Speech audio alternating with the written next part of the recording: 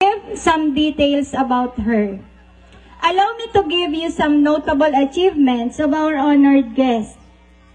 She was once like you, our dear graduates. She was once like you because she is a product of this institution, your alma mater, the Bubuan Elementary School. She finished her elementary here at Bubuan Elementary School. In her high school years, she enrolled at Vito National High School. She believes that education is vital and indispensable. Thus, she wants to finish her studies, and without any hesitations, she took Bachelor of Elementary Education. There's a lot of hindrances comes along her way, but she overcome it until she finally finished her college degree in the year 2019 at Bicol State Applied Sciences and Technology.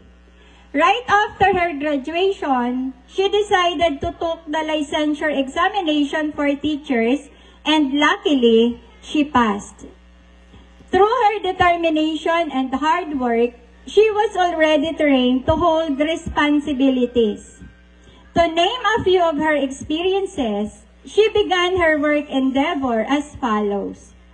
She became an administrative aide at TESDA Provincial Office in 2020-2021. In 2022 to 2024, she worked as learning support aide at Siruma Central School. When asked about her, when she is may not be a surprise. After all, she had become the person she is now because of the virtues and values that was developed and nurtured in her through her professional career. Presently, she is one of the administrative officers too of the Department of Education, assigned in her beloved alma mater, Bubuan Elementary School. Moreover, she is a good emulation of perseverance and hard work. Her success in her chosen field does not happen over time. Instead, she works for it and makes it a reality. I am so proud that she is once my former pupil and not strange to us because she is a daughter of Mr. Eddie Tisado and Mrs. Rosalinda Tisado of Sitio Diak, Bubuan, Siruma, Camarines Sur. Without further ado, ladies and gentlemen, please join me in welcoming our guest of honor with pride and gladness. To give you our guest speaker, please give her a round of applause and warm welcome to Miss Edeline A. Tisado.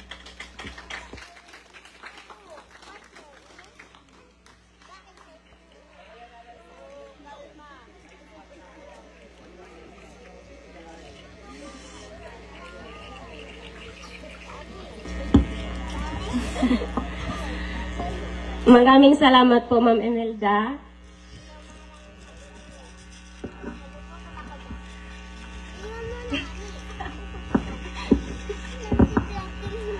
Ladies and gentlemen, esteemed faculty members, proud parents, guests, and most especially the graduates of Kabataang Pilipino para sa matatag na kinabukasan ng bagong Pilipinas.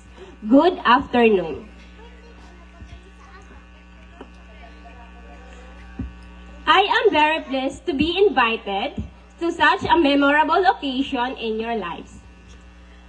How are you, dear graduates? Kumusta? Karatong ka na tolos ay.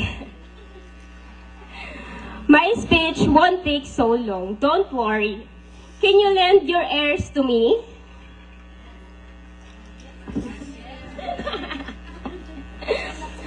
Please listen and hopefully you'll learn something after I talk. Today, as we gather to celebrate the culminating of years of hard work, dedication, and perseverance, we are not just witnessing a graduation ceremony, but the dawn of new era for our beloved Philippines. Each one of you represents the hope, the promise, and the potential of our nation futures. Today is a memorable day for all of you because you have just ended another episode in your life, which is your graduation day na may timang Kabataang Pilipino para sa matatag na kinabukasan ng bagong Pilipinas.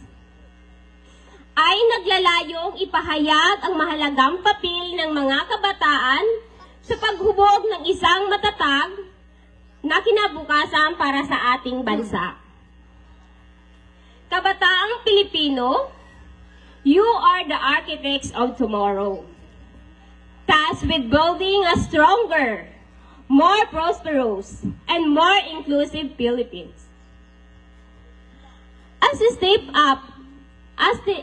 step out in the world arm, with knowledge, skills, and determination, remember that you carry the dreams of generations past and the aspiration of generation yet to come. The challenges ahead may seem daunting, but let them serve as opportunities for growth, innovation, and positive change. Paano ba tayo magiging matatag?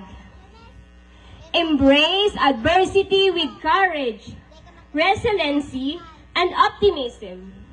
For it is through overcoming the obstacles that we truly discover the strengths and potential. Hayaan niyo akong i-share ang sakong agi-agi kang panahon. Bago ako nakaabot sa kung anong igwa ko sa ngunyan.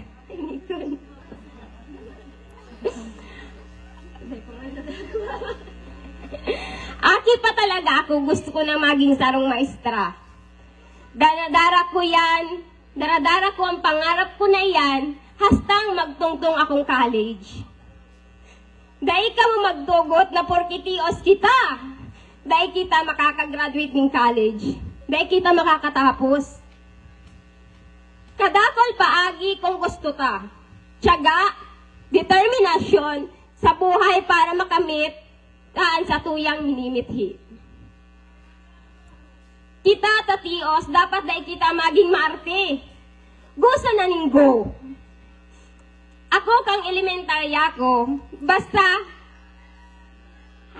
mag-high school, na-experiensyahan kong maglahod, magbanwit, magsagasa, magtiklad, magkopra, halos gabos ng gibo hindi sa satuyang barangay. Mas gusto ko itong mga praktikal na trabaho. Arog nindo, mga taga-sityo diak, Kiloon. Aga hapon din akong naglalakaw haling diak, pasiring igdi. Hasta bagangani ngunyan, aga hapon manggirari akong naglalakaw. Kang mag-high school ako, iyo manggiraray, aga hapon, ang lakaw ko poon diak hanggang dito. Sakripisyong daing siring para makatapos lang. Hastang maisipan ka sa kuyang magurang, na magtugdok ning harong-harong. Sana. Sabi ito para dai kami mahidapan. Kakauli. Tapos, pig-transfer na din nila mama sa kapapa, si duwa kong tugang sa elementary. Para sa raro lang da kami. Weekly na kami kung maguli. May allowance kaming 350 or 550 pesos per week. Tapos, may 5 kilo man kaming bagas. Kami na ang mabudget kayan. Kaya aki pa kami, tinukduan na kami kung paano mag-budget ng kwarta. Imagine 350 pesos or 500 pesos, tapos apat pa kami. Malata, nakasurvive man baga. Hastang makagraduate ako ng with honor, nakatsyamba kumbaga. Dahil sa pagtios, dahil muna ako nagpadago sa pagklase. Nagpundo muna ako ng 3 taon bago magklase ng college. 3 taon po. Siguro sa kagustuhan kong maabot ang pangarap ko, Kaya nagpursige ulit ako na magklase. While nagkaklase ako, nagtatrabaho ako bilang sarong katabang, taday ko po yung kinakasupog. Para lang makabawas sa gastusan kan sa kuyang magurang. Mahirap maging working students, pero kaipuhan. Hastang may nag-abot sa pamilya mining, problema kan second year college ako. That time, garong nagguho ang mundo ko sa problema na nag-abot sa pamilya mi. Aminin ko, naglaog sa isip ko na dahil magpadagos, pero sa help kan sa kuyang pamilya as in friends, nagpadagos ako sa pagklase. Dahil sa suporta na tinaunindas ako, kang madali na akong mag-graduate, nagpundo muna ako sa pagtatrabaho ko as part-time job. Para makahabol sa back subject. Para matapos ako ng 4 na taon lang. Sayang bakang sa sarang taon kung maano pa ako. Hastang makagraduate ako sa tabang kan sa kong magurang, as in pamilya, sa mga taong nagpautang kay mama. Nag-graduate akong April 2019, and in the same year, I passed the board exam. Akala ko, pag nakagraduate na ako, saka nakapasa sa board exam, okay na. Madali na ang makahanap ng trabaho. Pero due to pandemic, year 2020, mahirap makahanap ng trabaho. Thankful ako dahil nakalaog ako as government internship program sa TESDA under DOLE. Year 2020 po yan. Na-adapt ako kan TESDA as administrative aid under job order year 2021. Pero sa kagustuhan kong mapurso ang profesyon na tinapos ko, I try magparang sa teaching. Pero mahidapon manggiraray makalaog. Kadakol ka kompetensya. Tapos dikit sana ang item. Dahil sa kagustuhan ko talaga makalaog sa DepEd, and maging permanent ang trabaho, naglaog ako as learning support aid sa Roma Central para pandagdag sa experience. Hastang may mag-open na opportunity sa DepEd na administrative officer 2. Nag-try ako. Dahil ko na-expect na makakalag ako sa DepEd as non-teaching personnel. And now, I considered myself as government employee. Because of all the obstacles and sacrificing na inagihan ko sa buhay, masasabi ko sa sarili ko na naging matatag man pala ako. Naging matatag ako na maabot ko ang kung anong igba ko ngunyan. In God's perfect timing, kumbaga. Basta yaon ang suporta kan sa tuyang pamilya, determinasyon, and permi mong kaibahan si Lord sa gabos na plano mo sa buhay, mayong imposible. Kaya kung nakaya ko,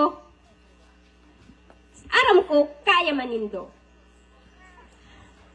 As you step out in the world beyond this school, remember the lessons you have learned here. Let compassion be your compass, integrity your guiding light, and excellence your standard. To the remarkable graduates of grade 6, you have worked diligently, overcoming challenges, and embracing opportunities for growth. You have acquired knowledge, developed skills, and formed lasting friendships.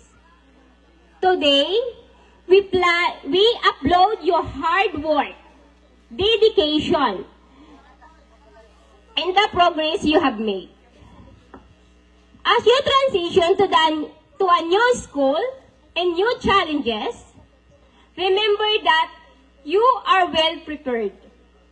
The foundation you built in elementary schools will serve as solid base for your future academic endeavors. Embrace the new subjects, expand your horizon, and continue to pursue knowledge with enthusiasm. Remember that success is not just defined by grades or achievements. It is also about the character, integrity, and compassion. As you move forward, let your action be guided by kindness, empathy, and genuine concern for others. Lean on the support of your family, friends, and mentors. They have been your pillars of strength, providing guidance, encouragement, and love. To the faculty members, mentors, and parents who have guided and support these graduates throughout their academics journey, I extend my heartfelt gratitude. Your dedication and commitment have played an instrumental role in shaping the minds and heart of these young individuals. In conclusion, as we celebrate the achievements of the Kabataang Pilipino, let us look forward to the future that is defined by your unwavering determination, resiliency, and unwavering spirit. May you continue to be the driving force behind a stronger and brighter Philippines. Congratulations, graduates! The future awaits you, and I have no doubt that you will make us all proud. Mabuhay ang Kabataang Pilipino, mabuhay ang bagong Pilipino.